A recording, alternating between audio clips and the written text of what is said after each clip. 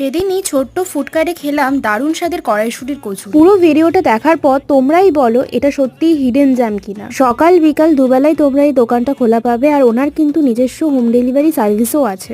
নাম্বারটা আমি তোমাদের দিয়ে দেবো। এই ছোট্ট ফুডকার্টে তোমরা কিন্তু বেশ অনেক রকমের খাবার পাবে, যেমন ছোলার ডাল, পটলের দোরমা, সিমুই, আলুর দম, এছাড়াও শনিবার শনিবার ধোকার ডালনা, তাছাড়াও কড়াইশুটির কচুরি, লুচি, পরোটা।